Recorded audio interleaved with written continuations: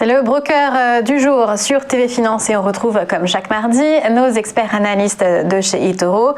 Bonjour David Derry, vous êtes social media manager chez eToro. Bonjour.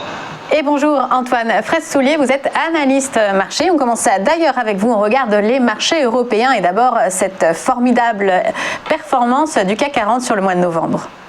Oui, effectivement, le CAC 40 a réalisé son deuxième meilleur mois de son histoire après un mois en février 88. On a donc le deuxième mois, le meilleur performance pour le CAC 40 qui a performé de 20% sur le mois de novembre. Alors depuis la mi-mars, la performance est encore plus impressionnante puisque depuis le point bas de la mi-mars, on a un CAC qui a rebondi de 51%.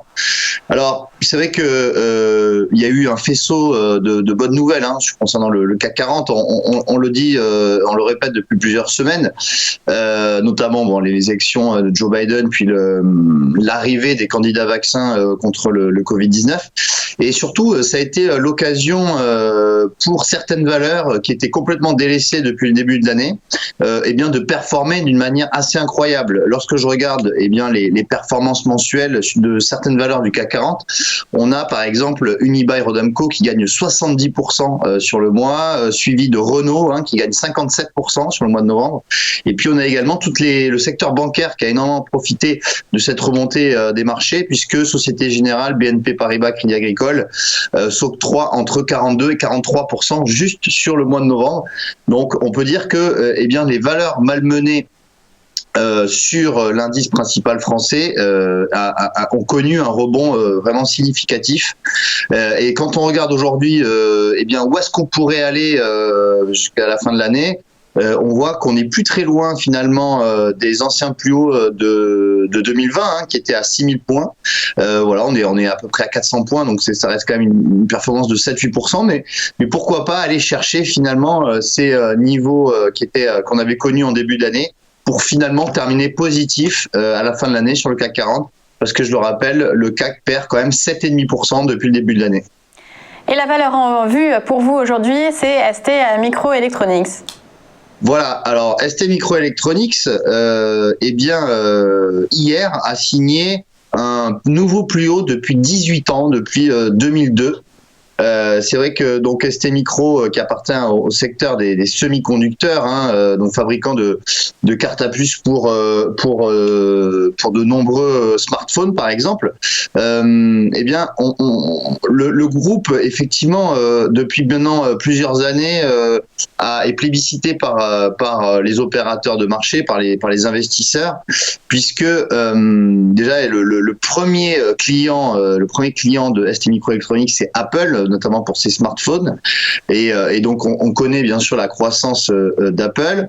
ST Microelectronics suit et inscrit de trimestre en trimestre des performances en croissance, notamment sur son bénéfice net, et surtout l'avènement de la 5G. C'est vrai que on a à peu près 200 millions de smartphones 5G qui vont être produits cette année, et l'année prochaine, en 2021, on estime que ça sera entre 450 et 500 millions de smartphones, donc le double, qui seront fabriqués. Et donc ça, c'est une bonne chose pour ST Micro qui effectivement participe à la fabrication de ces smartphones.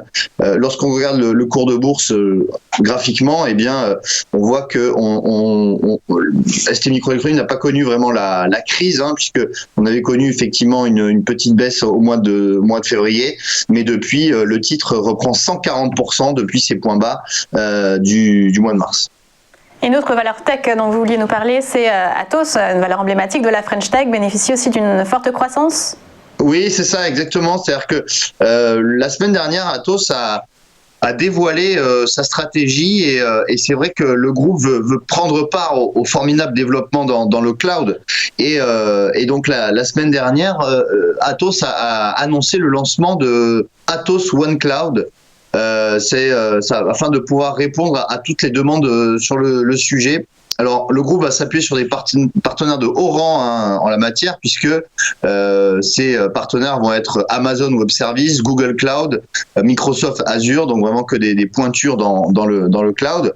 Et c'est vrai que donc Atos One Cloud est un marqueur de l'ambition d'Atos de s'orienter vers une trajectoire de croissance dans le cloud. En termes d'investissement, ça va être à peu près 2 milliards d'euros pour Atos. Et voilà, donc et autre comment dire aspect de la valeur donc qui est aussi membre du CAC 40, eh bien c'est le fait que ça peut constituer une cible pour certaines grosses boîtes, notamment Orange qui voudrait aussi s'orienter dans tout ce qui est cloud et cybersécurité. Eh bien, il y a des rumeurs comme quoi Orange pourrait racheter Atos. Alors bien sûr, ça a été démenti par ces derniers. Pour l'instant, on est vraiment au stade embryonnaire de cette possible fusion et OPA, mais bon, ça pourrait donc d'où le caractère spéculatif d'Atos. Et lorsqu'on regarde le graphique, eh bien, on voit que déjà, alors le titre a connu un mois de novembre, assez extraordinaire en bourse, puisque le titre a rebondi de 23%. Et surtout, on voit qu'on casse cette résistance oblique à 76 € et ça pourrait libérer un potentiel d'appréciation assez important sur Atos. Merci Antoine, c'était les Market Movers Europe. Tout de suite les Market Movers États-Unis.